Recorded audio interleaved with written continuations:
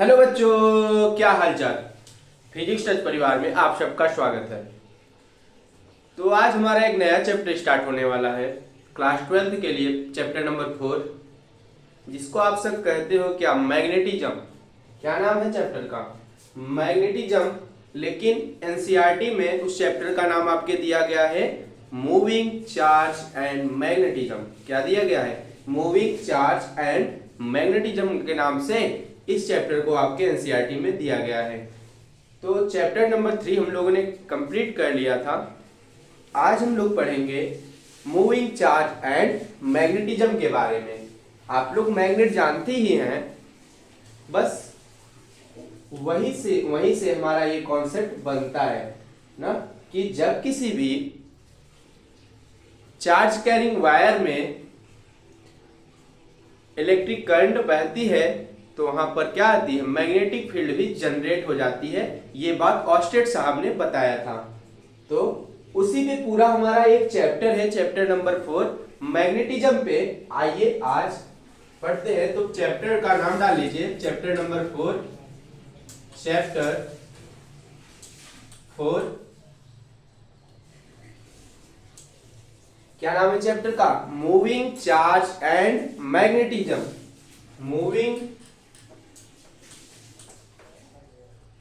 Moving charge and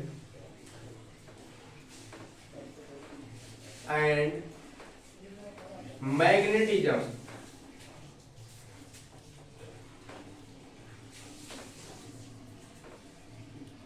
ये हमारे chapter का नाम है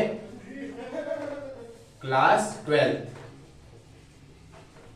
तो देखिएगा, तो इस चैप्टर में आज हम लोग बेसिक बातें जानेंगे। तो एक लॉ पढ़ेंगे, बायो-सेवर्ट लॉ। बायो-सेवर्ट लॉ में पढ़े थे। तो बायो-सेवर्ट लॉ, उसमें तो स्पेलिंग उसकी क्या होती है? BIOTSAVORTLAW, Biot-Savart law. तो बायोट उसकी मीनिंग देखेंगे तो आप लोग बायोट निकलती है, बायोट। लेकिन वहां पे टी साइलेंट होता है, तो हम लोग कहते हैं बायो-सेवर्ट्स लॉ। उसके बारे में भी हम लोग इस चैप्टर में पढ़ेंगे आज। तो देखिए, थोड़ी सी बात यहां से समझते हैं। आइए सबसे पहले हम लोग देखते हैं मैग्नेटिक फील्ड। मैग्नेटिक फील्ड ये क्या चीज होती है? किस चिड़िया का नाम है? मैग्नेटिक फील्ड को दिखाया जाता है बी से। किससे? बी से।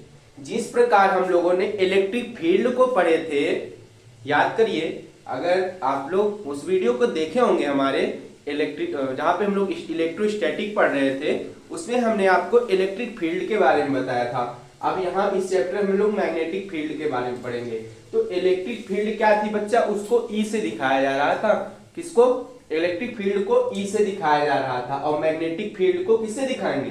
बी से। और जो मैग्नेटिक फील्ड होती है, ये भी कैसी क्वांटिटी होती है? ये भी हमारी वेक्टर क्वांटिटी होती है। आप सब जानते हैं कि जो भी वेक्टर क्वांटिटी होती है उसके ऊपर एरो का साइन लगता है। तो बी के ऊपर एरो का साइन बनाने का मतलब यही हुआ कि हमारी मैग्नेटिक फील्ड जो है बच्चा, वो कैसी क्वांटिटी है? वो हो गई वेक्टर क्वांटिटी। सेम इसी प्रकार से, जिस प्रकार से हमारी इलेक्ट्रिक फील्ड वेक्टर क्वांटिटी हुआ करती थी, सेम उसी प्रकार से ये भी मैग्नेटिक फील्ड भी हमारी क्या हो गई?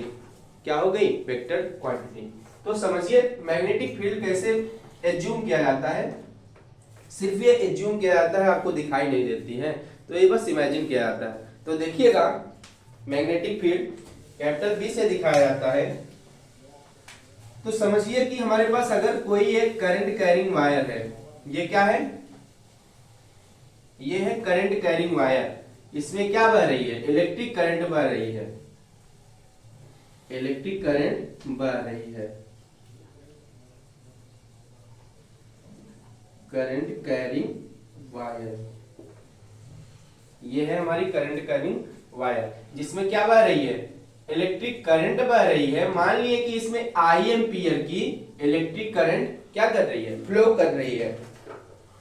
अगर इसी करंट कैरिंग वायर के बगल में हम एक छोटा सा कंपास रख दें, कुछ दूरी पर एक छोटा सा कंपास रख दें, जैसा कि हम लोग पढ़े हैं, कंपास भी आपको पढ़ाया है मैंने।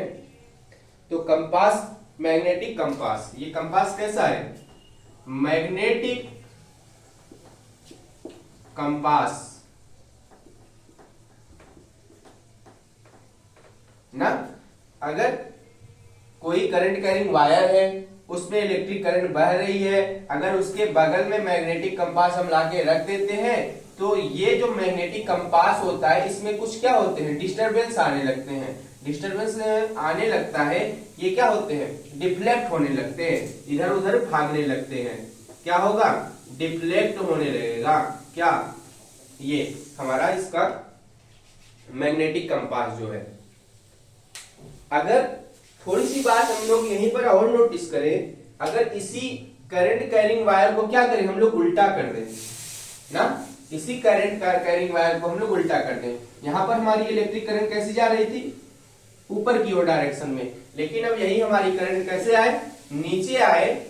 तो हम लोग देखेंगे कि अगर यही मैग्नेटिक कंपास इस अपोजिट वाले करंट कैरिंग वायर के पास रखते हैं, ध्यान दीजिएगा, बस इसी को क्या कर रहे हैं, उल्टा कर दे रहे हैं। जब हमने उल्टा किया इसको, तो यहां भी कंपास जो था, ये वाला कंपास, इसकी सुई क्या हो जाएगी, डिफ्लेक्ट होकर उल्टी दिशा में ऐसे इस तरफ आ जाएगी ना। तो इसका मतलब यही हुआ, अगर करंट की डायरेक्शन चेंज होती है, तो मैग्नेटिक फील्ड की भी डायरेक्शन चेंज होती है ना। मैग्नेटिक कंपास डिफ्लेक्ट अपोजिट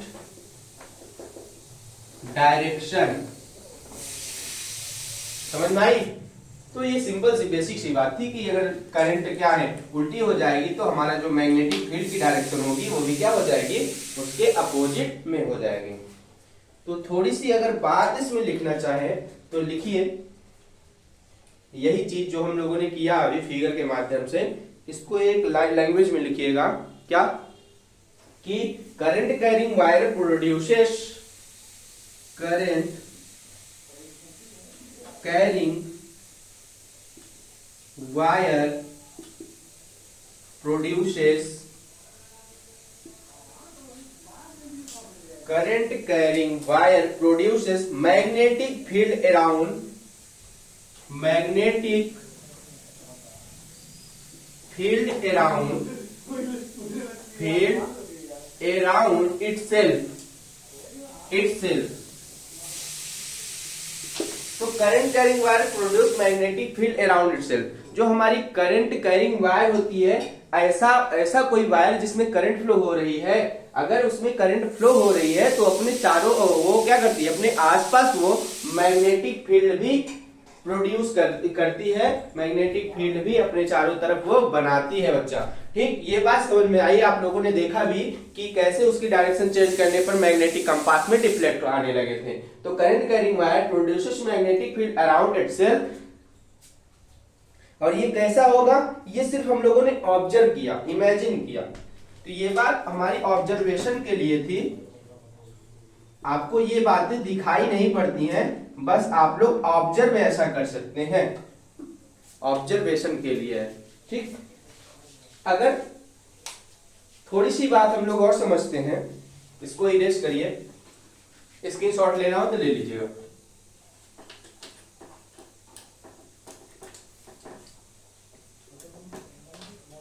अब देखिए थोड़ा सा कि अब यही जो हमारी करंट कैरिंग वायर है, यही सेम है, आई एम्पियर की इसमें करंट बह रही है। अब यहां पर हम लोग मैग्नेटिक कंपास नहीं रख रहे हैं। अब क्या नहीं रख रहे हैं, मैग्नेटिक कंपास को हम नहीं रख के चेक करेंगे, अब हम लोग एक चार्ज को रख के चेक करते हैं। किसको, चार्ज को। चार्ज आप लोग पढ़े हैं क्या, इंट्रिंसिक प्रॉपर्टी ऑफ मैटर। किसी पदार्थ का आंतरिक गुण क्या कहलाता है, आवेश कहलाता है। तो यहाँ पर हम लोग क्या करेंगे, एक चार्ज रखेंगे। माना हमने एक छोटा सा पॉइंट चार्ज लिया Q, क्या लिया, Q। चार्ज को किससे डिनोट किया जाता है, चार्ज को डिनोट करते हैं हम लोग स्मॉल q से। तो Q हमने छोटा सा एक चार्ज लिया और इस करंट कैरिंग वायर के पास में लाए और ये हमारी जो चार्ज है ये रेस्ट में है। कैसे है? रेस्ट है, मतलब एक जगह पर रुका हुआ है, ये मूव नहीं कर रहा है। तो क्या इस पे मैग्नेटिक फील्ड लगेगी या नहीं लगेगी? आप सब बताइए। तो अगर, अब पूरी बात एकदम नोटिस करिएगा कि अगर हमारा चार्ज इस करंट कैरिंग वायर के चार्ज पास में रखते हैं, कोई छोटा सा चार्ज, अगर वो रेस्ट में होता है हमारा चार्ज, तो उस पर कोई भी मैग्नेटिक फील्ड नहीं लगती है ना। ये बात हम लोग इलेक्ट्रोस्टैटिक में पढ़े थे कि क्या पढ़े थे हम लोग? इलेक्ट्रोस्टैटिक में पढ़े थे कि अगर किसी करंट कैरिंग वायर के पास में चार्ज रखा होता है तो उस पर इलेक्ट्रिक फील्ड क्या होती है? लगती है, लेकिन मैग्नेटिक फील्ड यहाँ पे नहीं लगेगी। इलेक्ट्रिक फील्ड तो लगेगी। इलेक्ट्रिक फील्ड की बात करें तो इस चार्ज पर, रेस्ट वाले भी चार्ज पर इलेक्ट्रिक फील्ड लगेगी, लेकिन अगर यही मैग्नेटिक फील्ड की बात की जाए तो रेस्ट वाले चार्ज पर मैग्नेटिक फील्ड नहीं लगेगी। बात समझ में आ रही होगी थोड़ी बहुत ना। तो एक बात यहीं पर और नोटिस करिए आप लोग कि अगर फिर से हम लोग कोई करंट कैरिंग वायर लेते हैं, उसके पास में थोड़ी सी दूर पर एक चार्ज लेते हैं और चार्ज क्या कर रहा है? मान के चलिए वो v वेलोसिटी से मूव कर रहा है। ये कैसा है? मोशन में है, मूविंग चार्ज है ना, मूविंग चार्ज। अगर कोई मूविंग चार्ज है किसी करंट कैरिंग वायर के पास में रखा जाता है तो उस पर क्या लगती है? मैग्नेटिक फील्ड लगती है। और मैग्नेटिक फील्ड कैसी लगती है? हमेशा परपेंडिकुलर। ये बात याद रखिएगा, इलेक्ट्रिक फील्ड हो या फिर मैग्नेटिक फील्ड, किसी भी चार्ज पर, किसी भी मैग्नेटिक कंपास पर, या भी किसी भी हमारे इलेक्ट्रॉन्स पर कैसी लगती है? Perpendicular of the direction of magnetic field, electric current, sorry, electric field current के उस परपेंडिकुलर डायरेक्शन में हमेशा इलेक्ट्रिक फील्ड और मैग्नेटिक फील्ड लगती है। ये बात यहाँ, ये दोनों बात आपको यहां से कंफर्म हो गई कि पहली और दूसरी बात ये है। पहली बात तो ये कि मैग्नेटिक फील्ड हमारी रेस्ट चार्ज पर नहीं लगती है। वो कहां पे लगती है? वो लगती है मूविंग चार्ज पर। अगर हमारे चार्ज में थोड़ा सा भी मूवमेंट हो रहा है, थोड़ी सी मूव कर रही है हमारा चार्ज अगर किसी करंट कैरिंग वायर के पास में, तो उस पर हमारी मैग्नेटिक फील्ड लग जाती है। हम लोगों ने इलेक्ट्रोस्टैटिक पढ़ा है। स्टैटिक में हम लोग क्या किए थे? चार्ज को रोक कर पढ़ा था। लेकिन जहां से चार्ज दौड़ने लगता है, जहां से चार्ज दौड़ने लगता है, चार्ज मोशन में आता है, वहां से आती है हमारी इलेक्ट्रोडायनेमिक। इलेक्ट्रोडायनेमिक कहने का सेंस ये होता है कि मैग्नेटिज्म के बारे में वहां से पढ़ने लगते हैं कि जहां पर करंट प्रोड्यूस होती है, वहां जहां पर करंट प्रोड्यूस होती है बच्चा, वहां ऑटोमेटिकली मैग्नेटिक फील्ड आ जाती है। ये बातें कंफर्म हुई आपको। रेस्ट पे कोई भी मैग्नेटिक फील्ड नहीं लगती है चार्ज पे, और अगर हमारी चार्ज मूविंग है तो उस पर हमारी मैग्नेटिक फील्ड लग जाती है। ठीक, ये बात कंफर्म हुई। अगर यूनिट की बात करें, मैग्नेटिक फील्ड की यूनिट क्या होती है ये भी जान लीजिए। मैग्नेटिक फील्ड यूनिट, ये जो B है इसका यूनिट क्या होता है?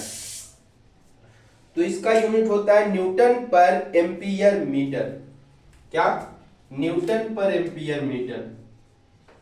न्यूटन पर एम्पियर मीटर। और इसी न्यूटन पर एम्पियर मीटर को हम लोग क्या कहते हैं? टेस्ला। आप लोग को कहीं कहीं टेस्ला नाम सुनने को मिल रहा होगा। तो ये जो टेस्ला नाम है ये किसकी यूनिट है? टेस्ला हमारी यूनिट होती है किसकी? तस्ला नहीं। क्या? टेस्ला, तस्ला नहीं। टेस्ला किसकी यूनिट है? टेस्ला यूनिट है हमारी मैग्नेटिक फील्ड की। मैग्नेटिक फील्ड की क्या? और इसी टेस्ला को एक और बात बोल सकते हैं कि इसी टेस्ला को एक चीज और बोला जाता है। क्या? Weber per metre square. क्या? Weber per metre square. ये तीन यूनिट यहां से इसका सेम, मतलब आप चाहे कह लीजिए न्यूटन पर एम्पियर मीटर होता है, या फिर टेस्ला कह लीजिए, या फिर वेबर पर मीटर स्क्वायर कह लीजिए, तीनों ही इसकी यूनिट क्या है, सेम है, तीनों बातें एक ही हैं। तो आप लोग हमेशा इसको टेस्ला याद रखिएगा, काम आ जाएगा कि मैग्नेटिक फील्ड यूनिट की जो यूनिट होती है वो होती है हमारी टेस्ला। ओके, तो ये बात आपको इतनी बेसिक थोड़ी सी इंट्रोडक्शन आप लोगों ने मैग्नेटिज्म पे जाना, तो अब जितनी बातें पढ़े थे अब इसी पे मैं 3 से 4 लेक्चर लेने वाला हूं। अगली जितने भी लेक्चर होंगे, ये जितना चल रहा है इस पे आपके आराम से 3-4 लेक्चर हो जाएंगे। तो आइए देखिए अब determination of magnetic field. Determination of magnetic field.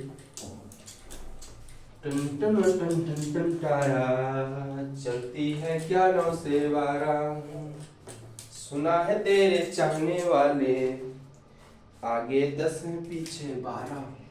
चलो देखो, determination of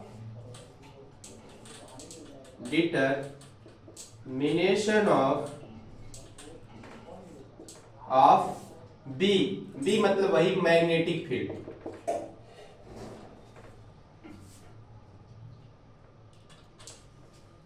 determination of B में देख लेते हैं सबसे पहले बायो सेवर्ट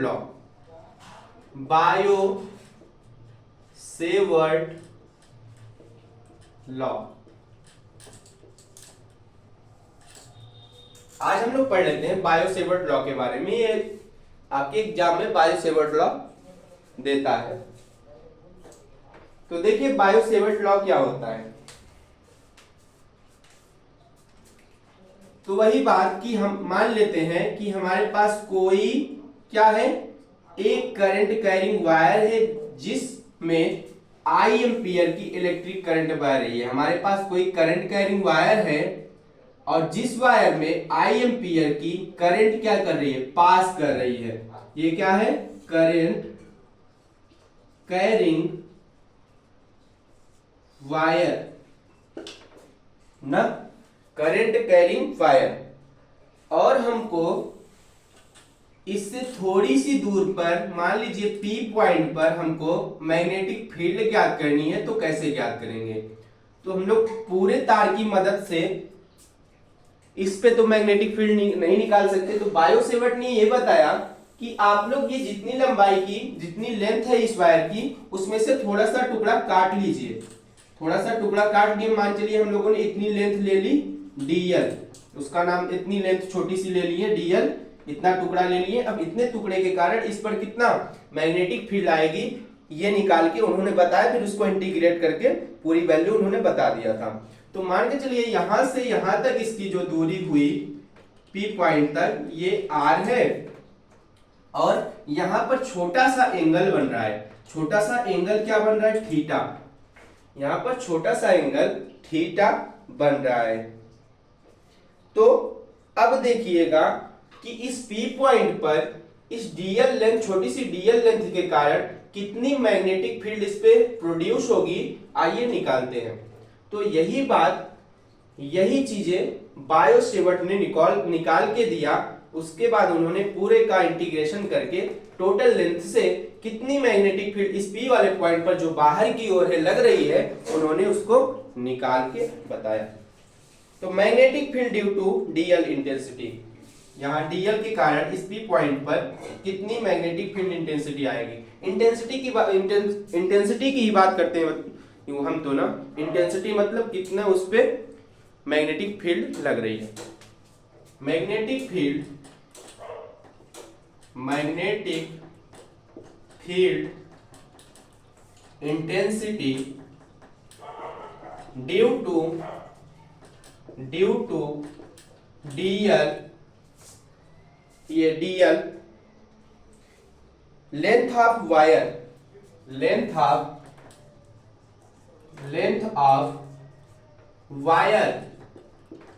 ये dl लेंथ जितनी है इस वायर की, इसके कारण इस P पॉइंट पर पहले हम लोग क्या करेंगे, मैग्नेटिक फील्ड इंटेंसिटी निकाल लेंगे। आइए निकालते हैं। तो सीधा सीधा इसका निकालने के लिए एक फार्मूला बनता है, क्या, dv बराबर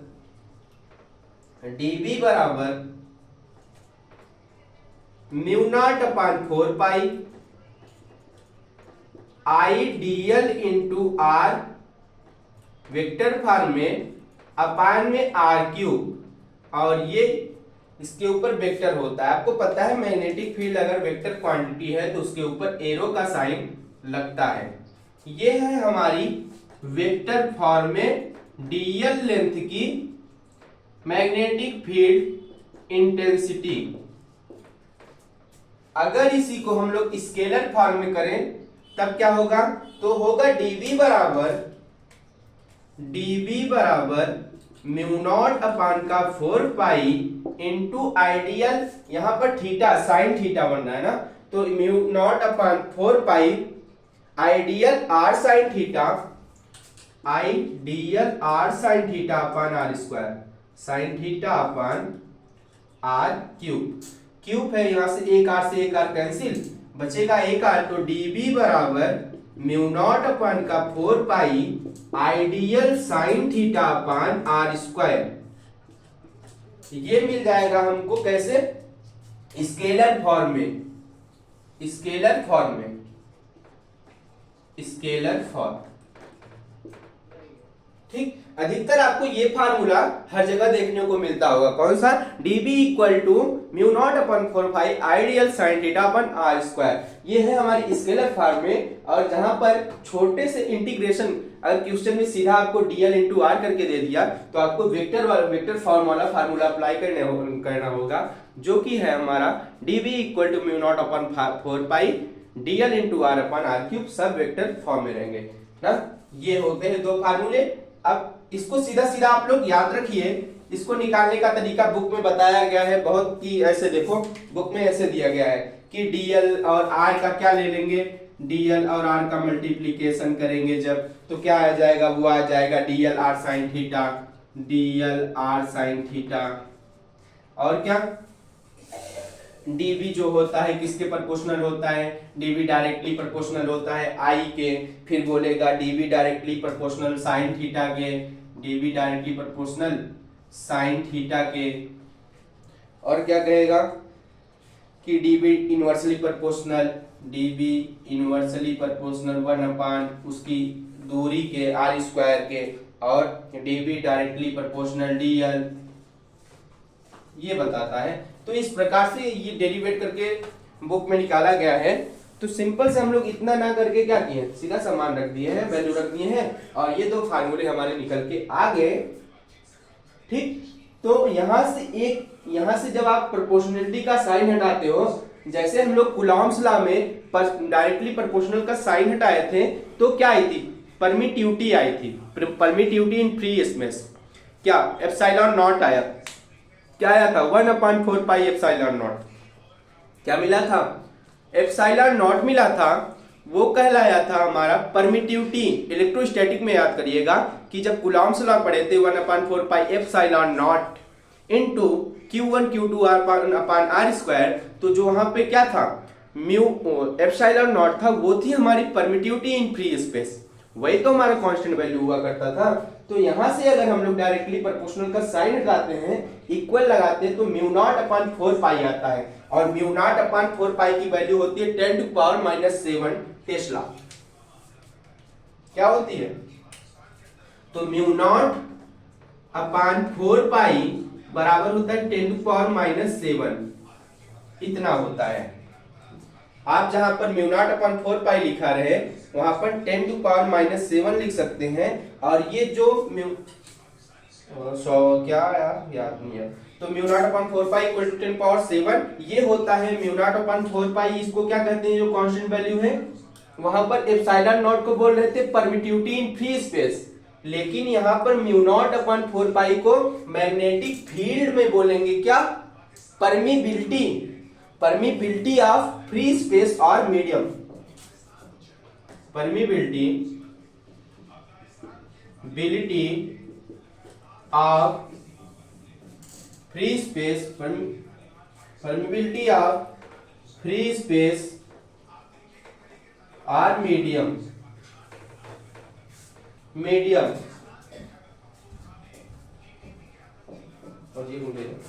मीडियम, ठीक है। ये बात समझ में आई कि म्यू नॉट अपॉन 4 पाई की वैल्यू क्या होती है 10 पावर 7, ये कहलाती है परमिबिलिटी या फ्री स्पेस, या फिर कोई मीडियम हो, अगर वैक्यूम हो, मीडियम हो, या फिर कोई भी फ्री स्पेस हो, वहां पर ये वैल्यू आप रख सकते हैं। और एक बात लिख लीजिए कि इस म्यू नॉट अपॉन 4 पाई की वैल्यू क्या होती है, इसका यूनिट क्या होता है म्यू नॉट का। म्यू नॉट बराबर होता है न्यूटन अपान मीटर, न्यूटन अपान मीटर इसकी यूनिट होती है। ठीक, इतनी बात समझ में आ गई आपको। एक नोट पॉइंट करके लिखिए और आज की क्लास यहीं पर समाप्त करते हैं। ये दो फार्मूले आप लोग याद रखिएगा, एक वेक्टर फॉर्मूला और एक स्केलर फॉर्मूला, यही पूरे बायो-सेवर्ट लॉ का क्या है मेन चीज है। तो यहां पर एक छोटा सा नोट पॉइंट लिख लीजिए, नोट करके नोट में लिखिए कि this formula only on elementary current, this formula only on